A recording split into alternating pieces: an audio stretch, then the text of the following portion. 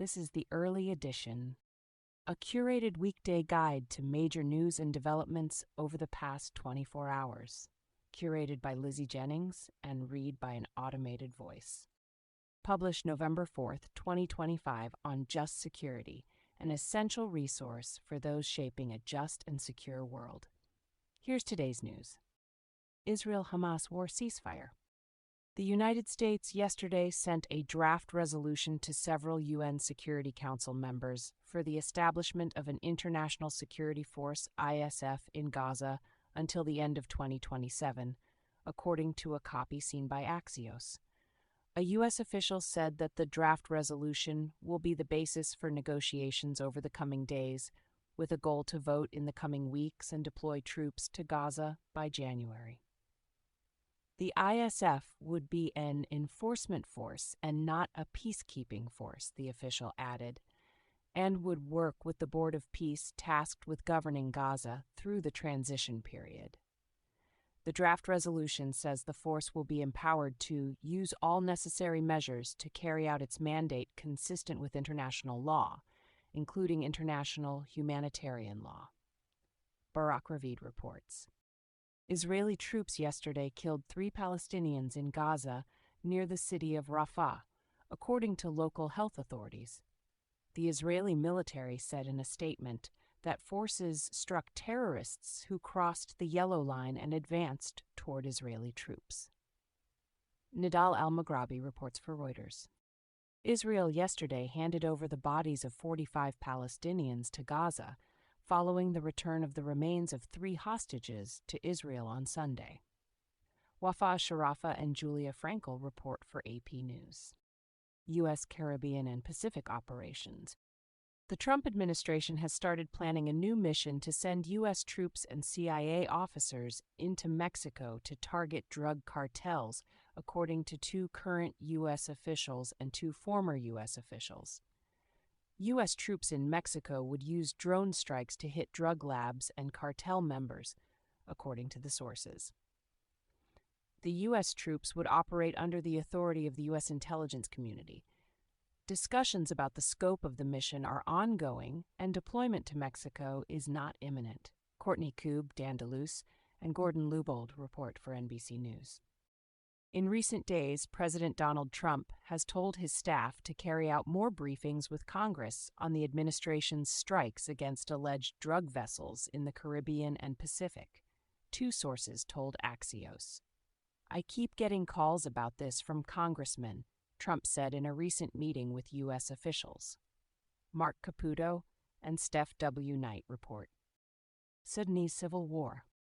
The Integrated Food Security Phase Network, IPC, said that as of September 2025, famine has spread to 2 more areas of Sudan, adding there was reasonable evidence to classify El Fasher in Darfur and Kadugli in South Kordofan in the most catastrophic stage of hunger, in a report published yesterday. The IPC said that an estimated 45% of the Sudanese population is facing high levels of acute food insecurity. William Wallace reports for the Financial Times. International Criminal Court prosecutors said yesterday that they are collecting evidence of alleged mass killings and rapes after the Sudanese Rapid Support Forces paramilitary seized El Fasher last week. Stephanie Van Den Berg reports for Reuters. The United States is working with the Sudanese Army and RSF to bring about a humanitarian truce in Sudan and could have an announcement soon. U.S. Advisor for African Affairs Masad Boulos told AP News. The U.S.-led plan would start with a 3-month truce, followed by a 9-month political process, he said.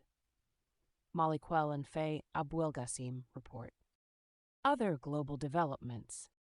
Iraqi Prime Minister Mohammed Shia al-Sudani said yesterday that Iraq can bring all weapons under state control only after the U.S.-led anti-Islamic State coalition withdraws, as some Iraqi factions view it as an occupying force.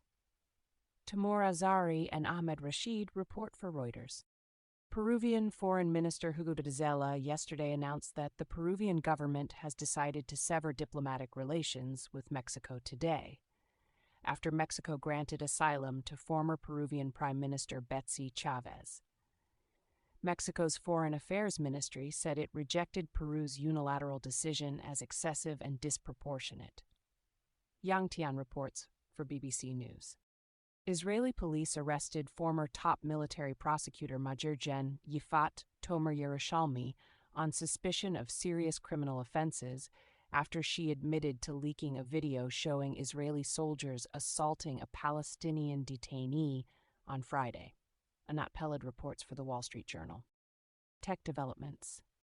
Microsoft said yesterday that it will ship more than 60,000 NVIDIA chips, including the most advanced AI chips known as Blackwell, to the United Arab Emirates for use in data centers.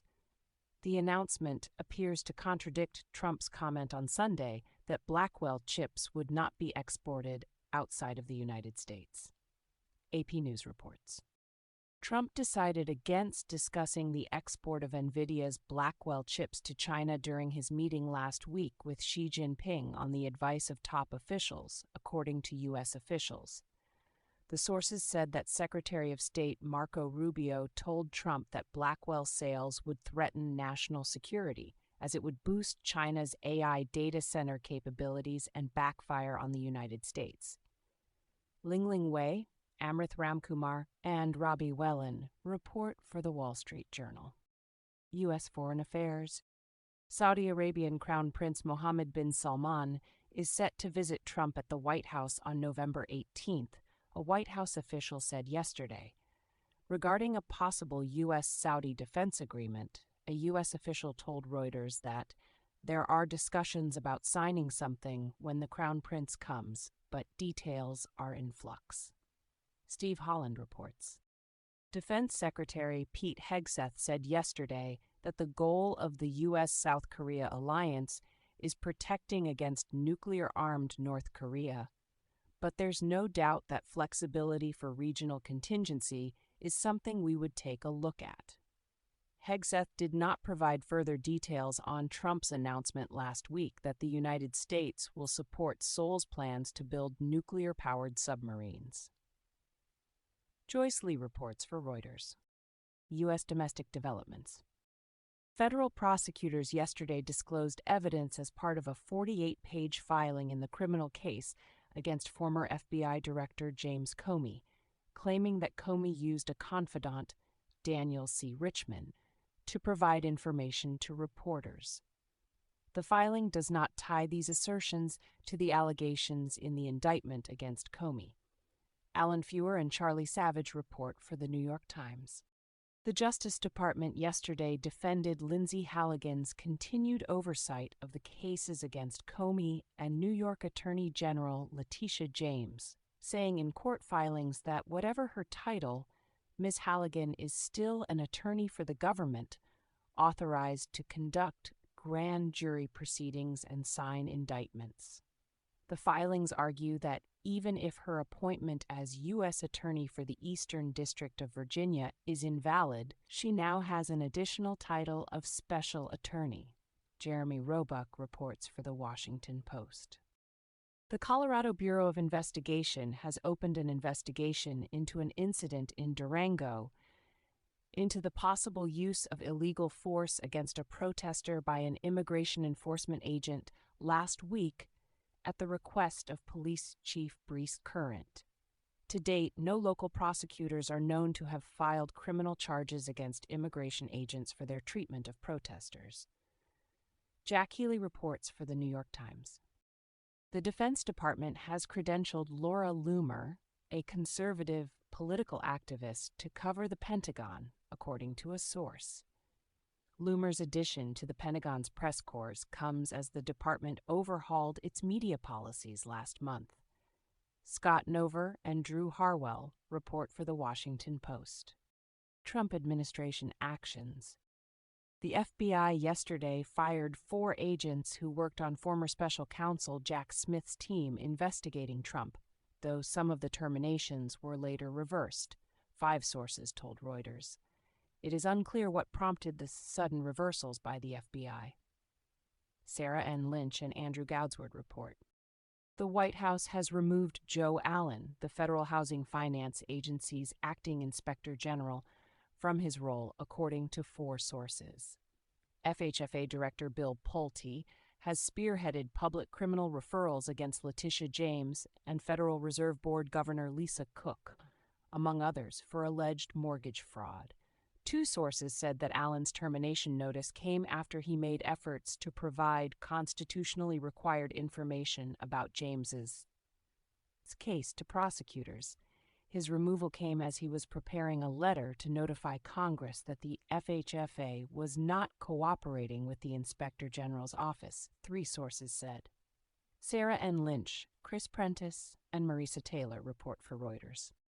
The Department of Agriculture said yesterday that it would use $4.65 billion in a USDA contingency fund to restore food assistance under the Supplemental Nutrition Assistance Program. The court filing said it would allow some benefits to go to current allotments for participants in SNAP, but that no funds would be available for those who were approved for the program this month. USDA's understanding is that the system changes states must implement will take anywhere from a few weeks to up to several months, the filing said. Erie Sentner, Ben Johansson, and Sophia CIA report for Politico. Melissa Quinn and Stefan Beckett report for CBS News. Trump yesterday endorsed former New York Governor Andrew Cuomo for mayor of New York City, adding that he may hold back federal funds to the city if Democratic candidate Zohran Mamdani wins. Kanishka Singh and Daniel Trotta report for Reuters. Trump administration litigation. 2 lawsuits were filed yesterday against the Education Department's new rule amending which employers will qualify for the Public Service Loan Forgiveness Program. The plaintiffs argue that the rule violates the First Amendment rights of millions of public service workers. The regulation allows current and future administrations to change PSLF eligibility according to their priorities or ideology, inviting government overreach, one of the plaintiffs said. Rebecca Carballo reports for Politico. In case you missed it, yesterday on Just Security. Legal progress stalls for Northern Ireland families by Brian Dooley and Suchita Appal. The use of tariffs to raise revenue is a choice for Congress, not the president, by Kelsey Merrick. Dissecting the Trump administration's effort to circumvent the War Powers Resolution for boat strikes, by Brian Finucane. Thank you for listening to Just Security's Early Edition today, November 4th, 2025. If you enjoy listening, Just Security's analytic articles are also available in audio form on the justsecurity.org website. To stay up to date on Just Security's analysis of law, policy, and current events, go to justsecurity.org, subscribe to Just Security on Substack, and follow us on LinkedIn, Blue Sky, Facebook, and Threads.